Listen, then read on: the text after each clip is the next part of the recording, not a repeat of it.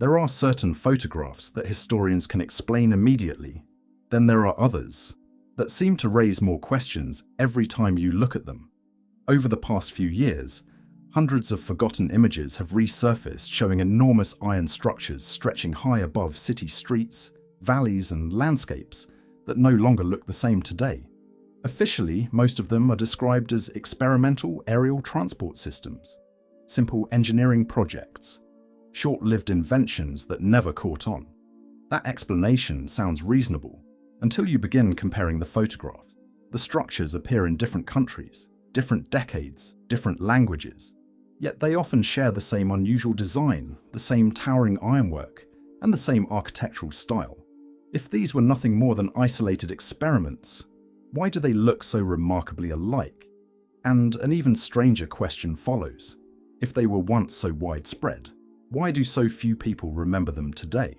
This investigation isn't about proving an extraordinary claim.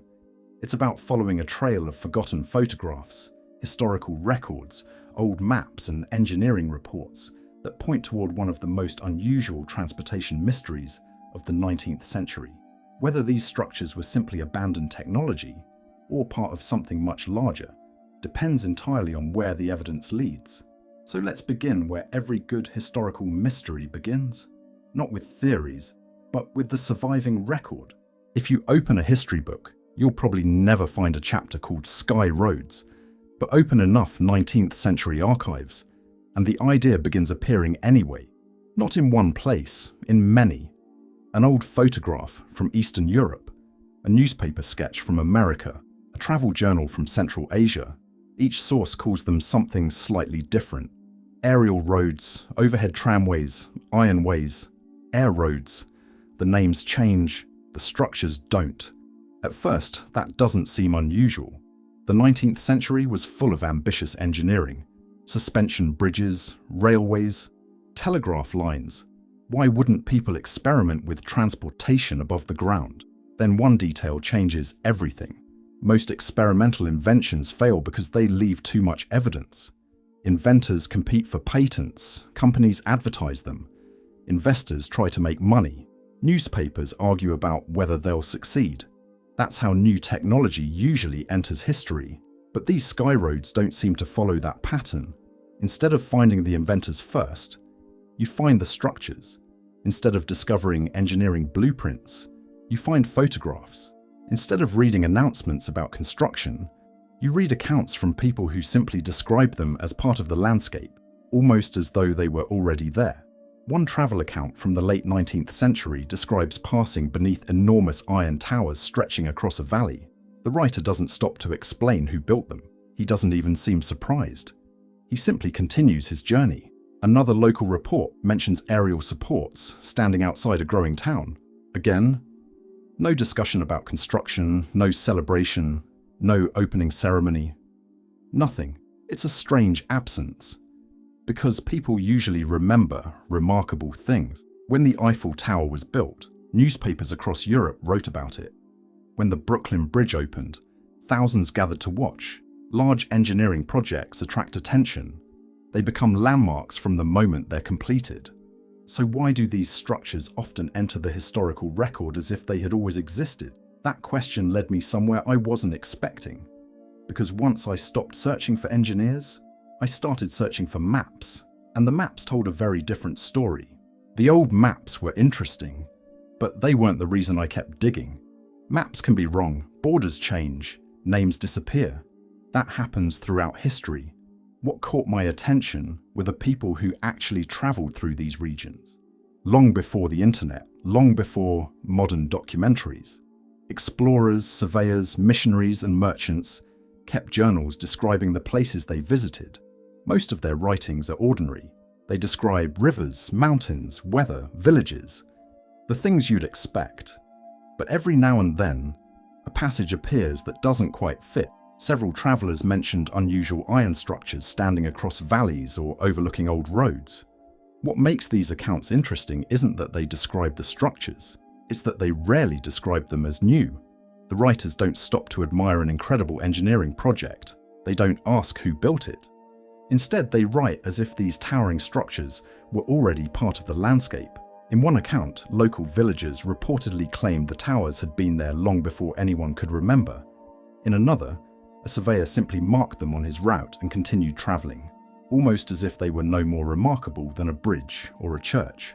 Of course, eyewitness accounts aren't perfect. People misunderstand what they see. Stories become exaggerated. That's why one account proves very little. But when similar descriptions begin appearing in different countries, written by people who never met each other, they become harder to dismiss. Then another question appeared. If these structures were already standing when many travellers first saw them, why doesn't anyone describe watching them being built? That missing piece is what led me to search court records, local newspapers, and municipal archives, and that's where the mystery became much harder to ignore. By this point, I thought the investigation would finally reveal who built these structures. Instead, I found something even stranger, evidence that many of them were deliberately removed, not one, not two, city after city. During the late 19th and early 20th centuries, old aerial structures began disappearing from the historical record. Sometimes local newspapers mentioned their removal only briefly. Sometimes municipal records referred to them as obsolete ironwork. And sometimes they disappeared without any explanation at all. Now that doesn't automatically mean anything suspicious happened. Cities demolish old structures all the time. Wooden bridges are replaced, factories are torn down, railway stations disappear. That's completely normal. What isn't normal is how little documentation seems to survive.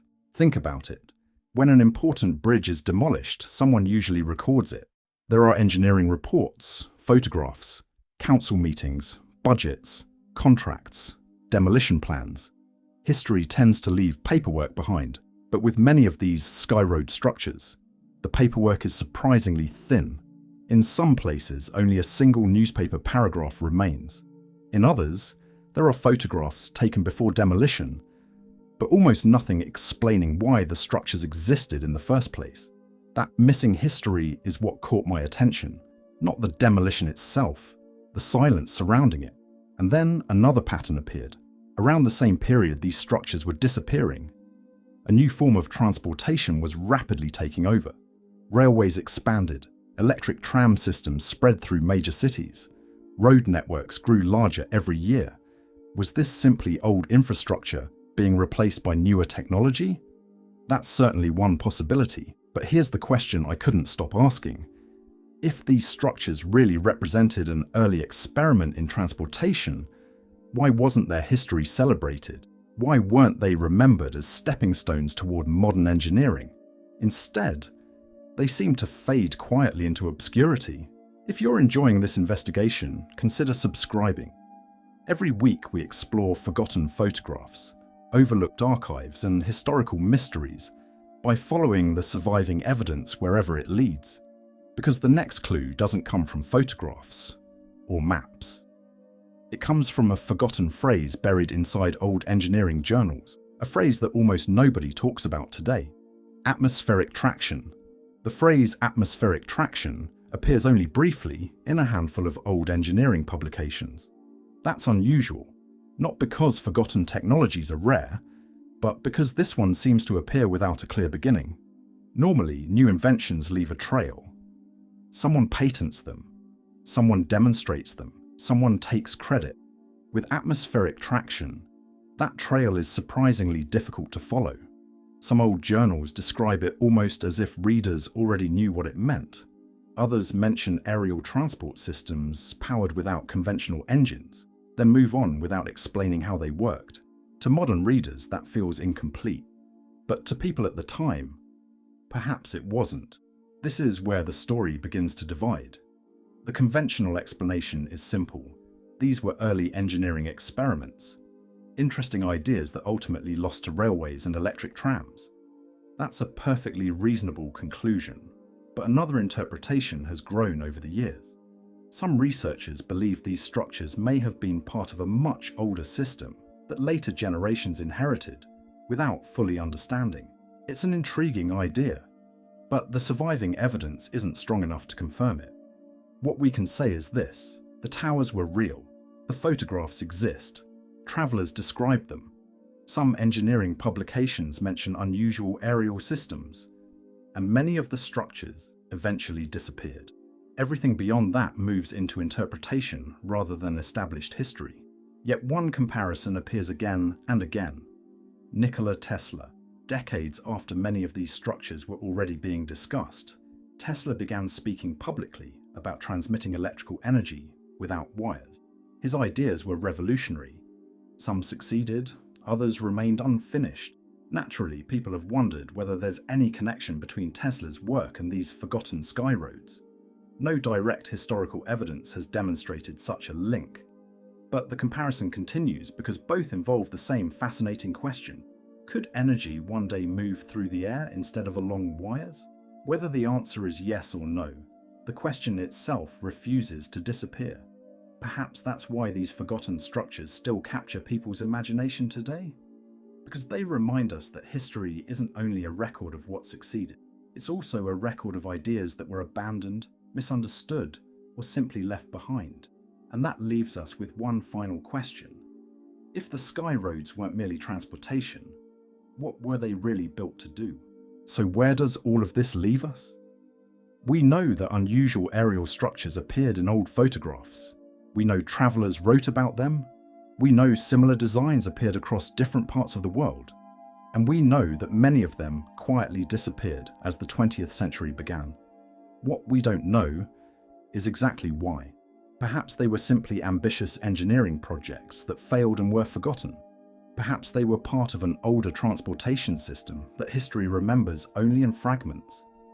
Or perhaps the truth lies somewhere between those two possibilities.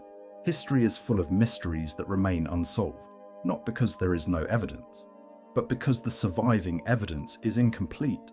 The forgotten sky roads are one of those mysteries.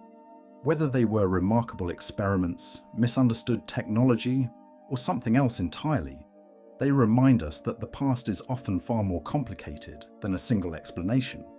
Maybe one day, another forgotten archive, another overlooked photograph, or another dusty engineering journal will provide the missing piece. Until then, the sky roads remain exactly what they have been for more than a century, a question still waiting for an answer.